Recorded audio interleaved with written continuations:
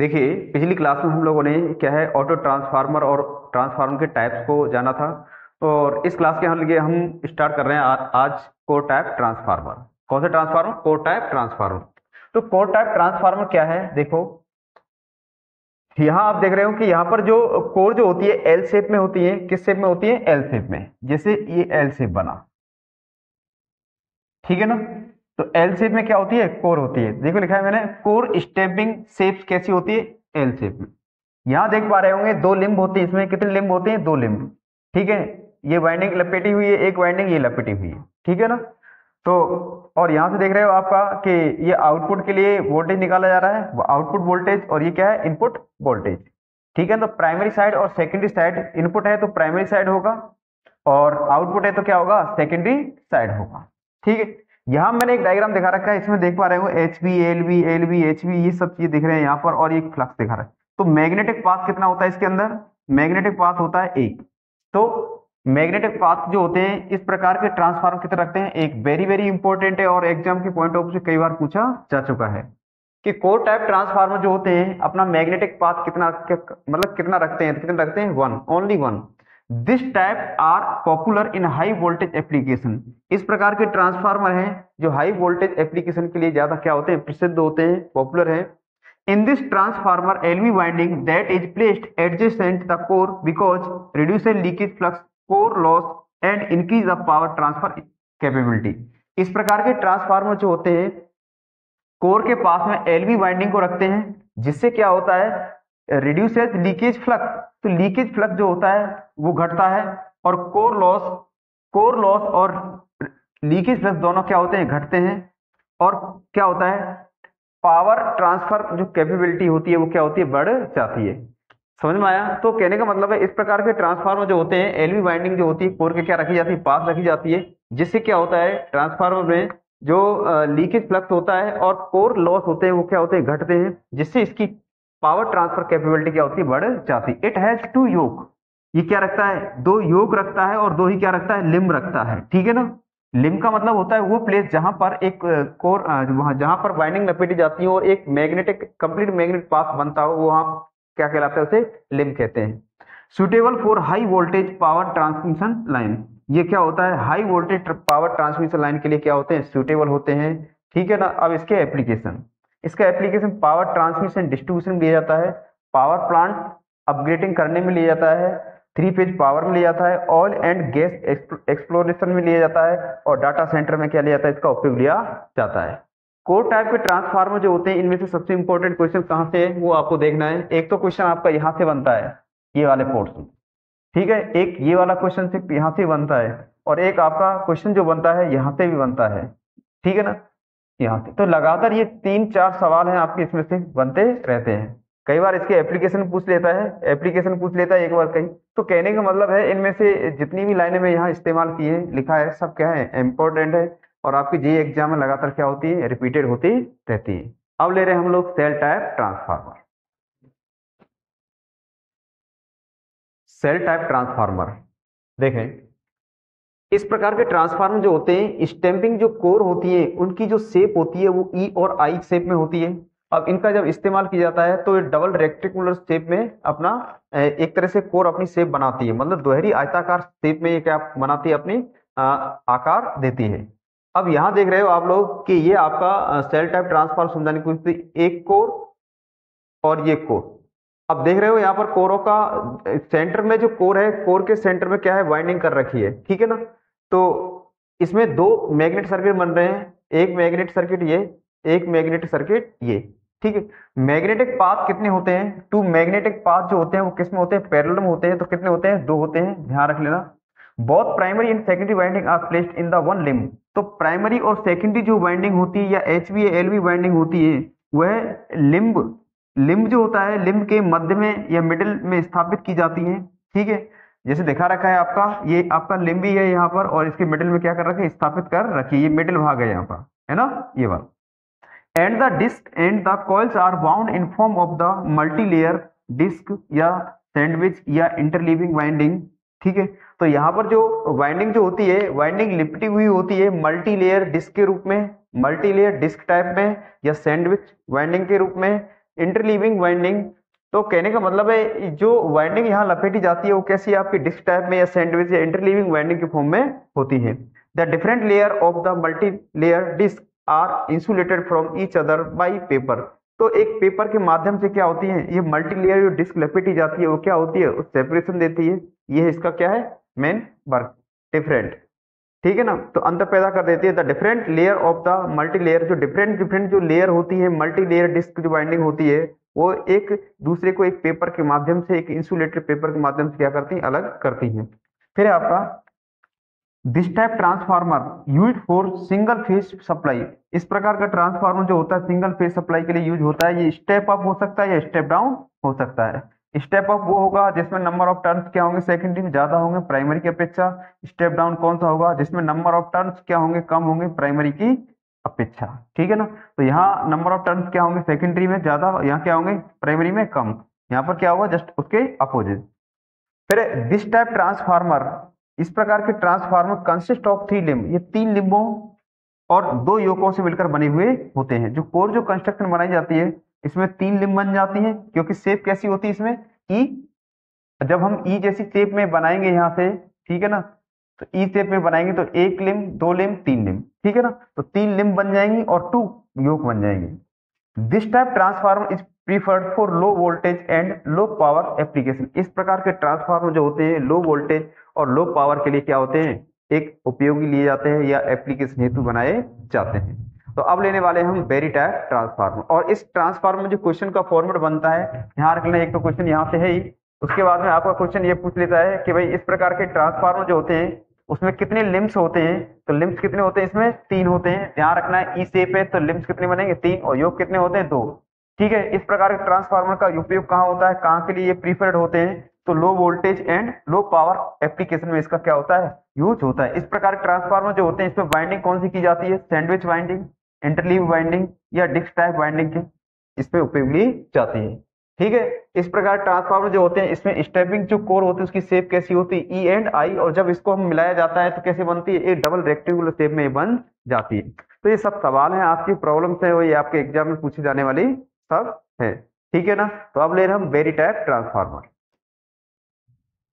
देखिए very type transformer, तो very type transformer क्या है वो देखना है आपको, कि इससे पहले हम लोगों ने कौन से पढ़े, कोर टाइप और सेल टाइप ट्रांसफार्मर पढ़े। अब वेरी टाइप ट्रांसफार्मर, ये वेरी टाइप ट्रांसफार्मर एक स्पेशल ट्रांसफार्मर है और स्पेशल पर्पज हेतु ही क्या होता है, यूज होता है, ठीक है ना। तो यहाँ देख पा रहे हो इसमें एक कोर है और बहुत सारी कोर है यहाँ कनेक्ट है, ठीक है। और इसके मैग्नेटिक पाथ डिफरेंट डिफरेंट आपको दिखाई दे रहे हैं क्या है। तो प्राइमरी वाइंडिंग है जो इंटरनल है, और सेकेंडरी वाइंडिंग है आउटर, आपको दिख ही रही होगी। और मैग्नेटिक पाथ आपको बहुत सारे दिख रहे हैं, एक मैग्नेटिक पाथ, 2 मैग्नेटिक पाथ, 3 4 5 6 7, तो ऐसे करके मैग्नेटिक पाथ बनते जा रहे हैं। ये एक स्पेशल कोर रखते हैं, क्या रखते हैं, स्पेशल कोर उपयोग करते हैं, ठीक है ना। कोर जो होती है मैग्नेटिक फ्लक्स जो होती है प्रोवाइड कराती है, और जिसमें 2 या 2 से अधिक क्या होते हैं मैग्नेटिक पाथ बनते हैं, ठीक है ना। It's have low magnetic leakage, तो यह जो होता है आपका ट्रांसफार्मर मैग्नेटिक लीकेज बहुत कम रखता है। The core construction is like स्पॉक्स of a wheel, ये कोर कंस्ट्रक्शन जो होती है एक बोल सकते हैं स्पॉक्स व्हील की तरह अपनी संरचना रखती है, ठीक है। तो ये कई बार आपके एग्जाम में पूछा हुआ क्वेश्चन है, इंपॉर्टेंट करना है। और एक क्वेश्चन यहाँ से बनता है आपका, ये इंपॉर्टेंट करना है कि वेरी टाइप ट्रांसफार्मर जो होता है इसमें मैग्नेटिक पाथ कितने होते हैं, तो क्या होते हैं, वेरियस होते हैं, कई होते हैं, 2 या 2 से अधिक होते हैं, ठीक है ना।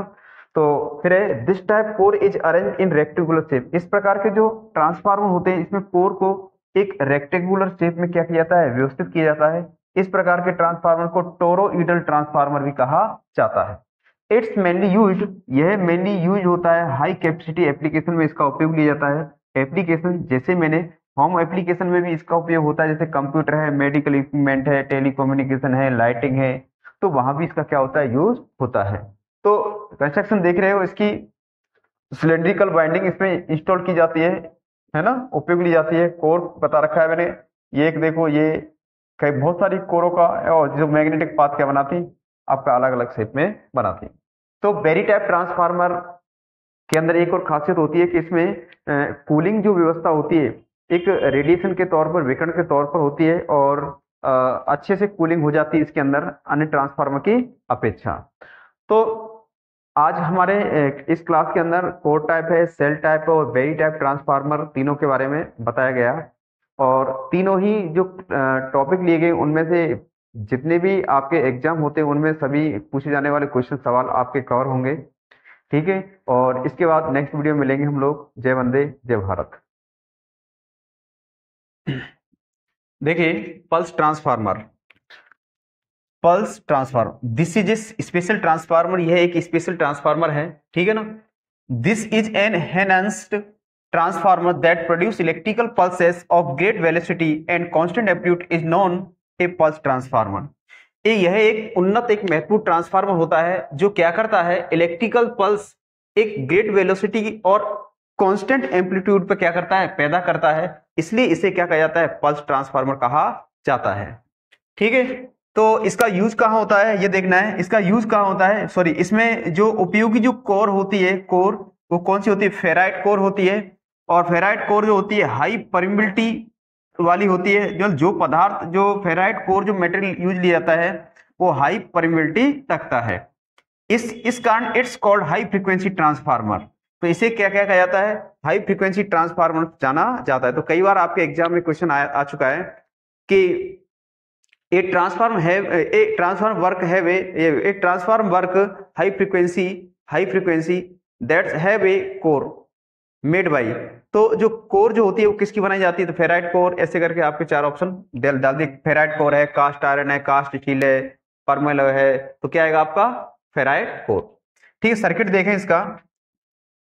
मैं पल्स जनरेटर है, पल्स जनरेटर कनेक्ट होता है, तो ठीक है, पल्स जनरेटर को इनपुट दी, इनपुट देने के बाद में ये ट्रांसफार्मर से कनेक्ट हुआ। ट्रांसफार्मर क्या कर रहा है, यहाँ से एसी को एसी में ट्रांसफर कर रहा है। इन्वर्टर सॉरी डायोड है, डायोड क्या है, एसी को डीसी में कन्वर्ट कर रहा है। तो कहने का मतलब पल्स ट्रांसफार्मर जो होता है, आपको पता है, यहाँ सर्किट से समझ पा रहे होंगे कि पल्स ट्रांसफार्मर जो है इलेक्ट्रॉनिक सर्किटों के लिए बेस्ट होता है। किसके लिए, इलेक्ट्रॉनिक फील्ड में क्या होता है, बेस्ट होता है, वहां पर इसका उपयोग सर्वाधिक होता है।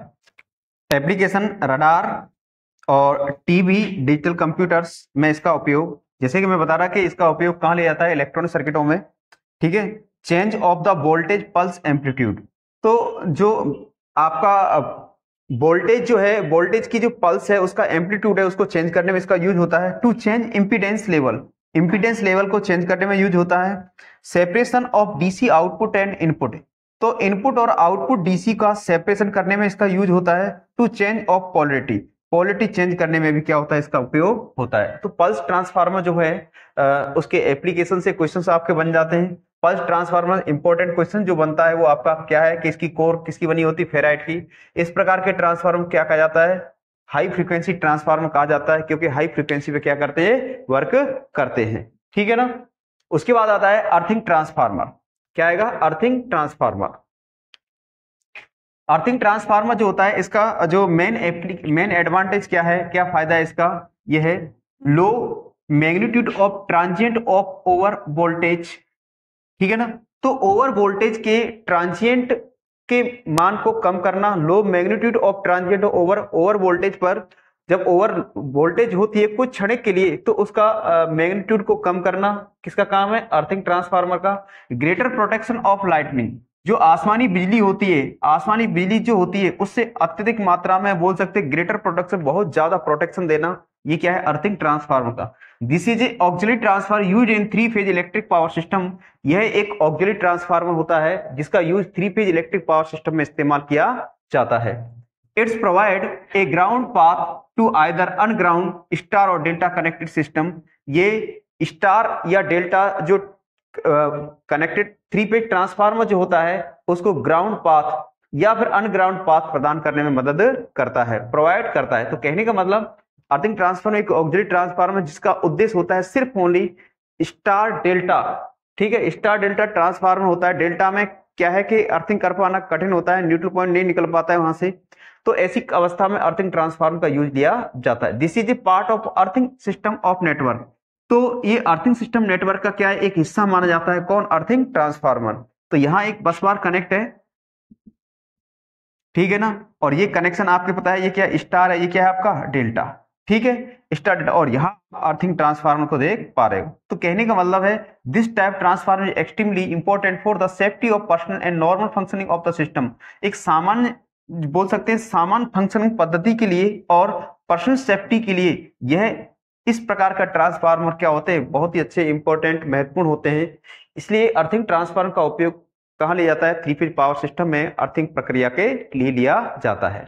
तो ये ट्रांसफार्मर थे आपके, मैंने हम लोगों ने पढ़े core type transformer, shell type, berry type, pulse transformer, isolation transformer, ठीक है, बलून ट्रांसफार्मर, अर्थिंग ट्रांसफार्मर। तो ट्रांसफार्मर के प्रकार हम लोगों ने पढ़े। तो ये सब जो मोस्टली करके मैंने ट्रांसफार्मर लिए हैं आपके, बेरी टाइप है, ठीक है, अर्थिंग ट्रांसफार्मर है, पल्स ट्रांसफार्मर है, आइसोलेशन ट्रांसफार्मर है, बलून ट्रांसफार्मर है। ये एक स्पेशल पर्पज हेतु यूज होते हैं, ठीक है ना। तो इसके बाद हम नेक्स्ट क्लास को आगे तरफ बढ़ा रहे हैं, और आइसोलेशन ट्रांसफार्मर और बलून ट्रांसफार्मर दोनों को समझना है आपको। तो आइसोलेशन ट्रांसफार्मर क्या है, this transformer provides electrical separation between the input and output circuit. तो इस प्रकार का ट्रांसफार्मर जो होता है, इलेक्ट्रिकल सेपरेशन जो होता है वो प्रोवाइड करता है, ठीक है ना, इनपुट और आउटपुट सर्किट के मध्य। तो कहने के मतलब इनपुट सर्किट अलग बनता है और आउटपुट सर्किट क्या बनता है, अलग बनता है, दोनों का सेपरेशन क्या होता है ना। तो यहाँ सिंबल देखना है आपको आइसोलेशन ट्रांसफार्मर का, ये प्राइमरी साइड या सेकेंडरी साइड। अब देखना है कि प्राइमरी साइड जो है N1 और N2, इन दोनों में नंबर ऑफ टर्न्स क्या होंगे, इक्वल होंगे, समान होंगे। तो वो है कौन सा ट्रांसफार्मर है आपका, isolation transformer. Very very important है, बहुत बार आपके एग्जाम में आता है। या फिर बोल सकते हैं HP और LV जो साइड होगा, इसमें नंबर ऑफ टर्न्स क्या होंगे, बराबर होंगे। जब नंबर ऑफ टर्न्स बराबर होंगे तो आपको पता है कि E बराबर N/d∅/dt। जहां पर नंबर ऑफ टर्न्स बराबर होंगे, ठीक है ना, टर्न्स जैसे कि यहाँ 50 हैं तो EMF भी होने वाला फिर 50। तो कहने का मतलब नंबर ऑफ टर्न्स जो होंगे वो अगर इक्वल होंगे तो यहाँ पर HV और LV होगा, मतलब हाई वोल्टेज और लो वोल्टेज क्या होंगे, बराबर होंगे। इस ट्रांसफार्मर का पर्पज क्या है, protect equipment from power surges and electrical interference. तो इलेक्ट्रिकल इंटरफेरेंस, जो इलेक्ट्रिकल जो व्यतिकरण होते हैं और जो पावर जो सर्ज होते हैं, उनसे उपकरणों को क्या करना, प्रोटेक्ट करना, ये क्या है इस ट्रांसफार्मर का मेन पर्पज है, ठीक है ना। This type transformer magnetically coupled, इस प्रकार का ट्रांसफार्मर जो होता है मैग्नेटिकली क्या होता है, कपल्ड होता है, but not electrically connect the primary and secondary. लेकिन ये क्या होता है, प्राइमरी और सेकेंडरी को इलेक्ट्रिकली तौर पर न कनेक्ट करके मैग्नेटिकली क्या होता है, कनेक्ट रखता है। बोल सकते हैं प्राइमरी और सेकेंडरी क्या होती है, सेपरेशन रखती है। एप्लीकेशन है इसका, हॉस्पिटल है, डाटा सेंटर है, लेबोरेटरी है, वहां पर इनका उपयोग लिया जाता है। नोट, दिस टाइप ट्रांसफार्मर जो होते हैं to reduce voltage spikes in the supply lines. इस प्रकार के जो ट्रांसफार्मर होते हैं ये भी काम करते हैं कि वोल्टेज जो स्पाइक्स होते हैं उनको क्या करते हैं, सप्लाई लाइन से घटाते हैं। जैसे कि ये स्पाइक्स है, जैसे कि यहाँ देख रहे हो आप लोग, ये एक सिग्नल्स है, एक सिग्नल्स में यहाँ ये स्पाइक्स बन रहा है, तो देखो यहाँ पर क्या कर दिया इसने, इसको कम कर दिया। तो इन ट्रांसफार्मर, आइसोलेशन ट्रांसफार्मर का ये भी क्या होता है, वर्क होता है। और आपके एग्जाम में सबसे ज्यादा क्वेश्चन पूछा जाता है कि a isolation transformer have a number of turns primary and secondary ratio. आपके विकल्प है 1:1, 1:2, 3:2 और 1:4। तो राइट आंसर कौन सा होगा आपका, 1:1। तो ये सवाल आपका बहुत बार क्या होता है, पूछा जाता है, कई बार पूछ लिया HV और LV क्या होगा, तो इक्वल होंगे, ठीक है ना। फिर आपका बलून ट्रांसफार्मर, तो बलून ट्रांसफार्मर क्या है, इसका सबसे इंपॉर्टेंट क्वेश्चन यही से बनता है। इसका जो यूज होता है, convert unbalance signal to balance signal. तो इसका जो उपयोग होता है, क्या होता है, अनबैलेंस सिग्नल को बैलेंस सिग्नल में कन्वर्ट करने के लिए इसका यूज होता है। सिंबल्स देख सकते हो, सिंबल इस तरीके से बनता है इसका जो यूज होता है, उपयोग होता है कहाँ का, टेलीफोन लाइन में है, ट्रांसमीटर्स में है, DC आइसोलेशन में है, पुश पुल एम्पलीफायर में और कॉमन मोड रिजेक्शन में इसका क्या होता है, उपयोग होता है। तो सबसे ज्यादा जो क्वेश्चन पूछने जाने वाला है बलून एक्समर में, वो यहाँ से पूछा जाता है कि बलून एक्समर का कहाँ उपयोग होता है, कि अनबैलेंस सिग्नल को बैलेंस सिग्नल में कन्वर्ट करने में। फिर मेन फंक्शन के इम्पीडेंस ट्रांसफॉर्मेशन, ठीक है ना। तो मेन फंक्शन क्या है, जो इम्पीडेंस होता है, इम्पीडेंस का ट्रांसफॉर्मेशन करने में, है ना। और क्या होता है, बैलेंस टू अनबैलेंस्ड ट्रांसफॉर्मेशन में, बैलेंस्ड टू अनबैलेंस्ड, ठीक है ना। तो बोल सकते हैं बैलेंस टू अनबैलेंस्ड या अनबैलेंस टू बैलेंस ट्रांसफॉर्मेशन, इसका क्या होता है, यूज होता है। नोट में क्या लिखा है इट्स कॉल्ड करंट वैल्यूम, इसे करंट वैल्यूम के नाम जाना जाता है। This transformer fully utilize an antenna potential. इस प्रकार का ट्रांसफार्मर जो होता है ये पूरी तरीके से एंटीना के जो पोटेंशियल हेतु क्या होता है, उपयोग होता है। तो इससे पहले जो हमने ट्रांसफार्मर पढ़े वो था आपका core type, shell type, berry type, और फिर लिया हम लोगों ने आइसोलेशन ट्रांसफार्मर और बलून ट्रांसफार्मर। इसके बाद में एक ट्रांसफार्मर और है आपका पल्स ट्रांसफार्मर और अर्थिंग ट्रांसफार्मर, और इसके बाद में फिर हम नेक्स्ट टॉपिक को क्या करेंगे, आगे की तरफ बढ़ाएंगे।